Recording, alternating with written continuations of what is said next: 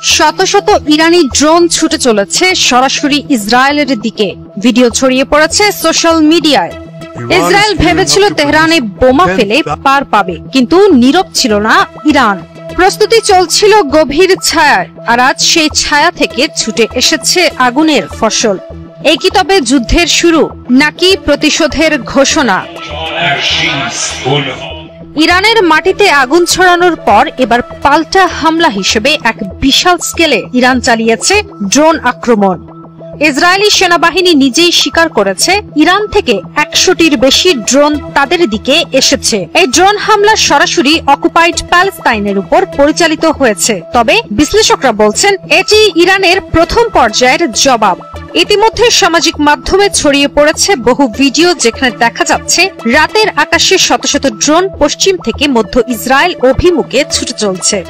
এমন আকাশপথ যেখানে আলো নয়, যারা ছুটছে ইরানের প্রতিশোধ।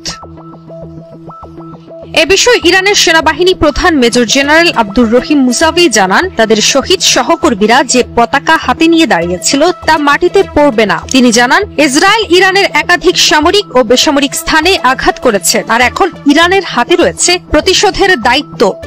তেহরান স্পষ্ট জানিয়েছে এই প্রতিক্রিয়া শুধু ইসরায়েলের জন্য নয়, যারা এই আক্রমণের সহযোগী তাদের জন্য।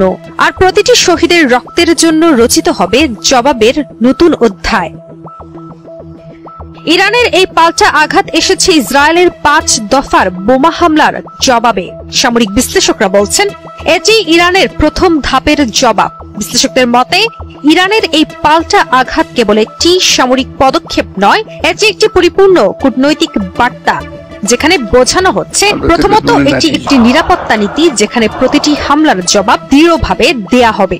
এটি মার্কিন যুক্তরাষ্ট্র ও ইসরায়েলের প্রতি সতর্ক বার্তা, যেখানে বোঝানো হচ্ছে সীমা অতিক্রম করলে যুদ্ধ হবে বহুমাপ। এই হামলার ফলে ইসরায়েলের আকাশ প্রতিরক্ষা ব্যবস্থা মারাত্মক চাপে রয়েছে। উপসাগরীয় অঞ্চলে মার্কিন ঘাঁটিগুলো এখন সতর্ক, কারণ ইরান আগেই সতর্ক করেছে ইসরায়েলের আক্রমণে যারা সমর্থন দিয়েছে তাদেরও ইরান প্রতিশোধের অংশ হিসেবে বিবেচনা করবে।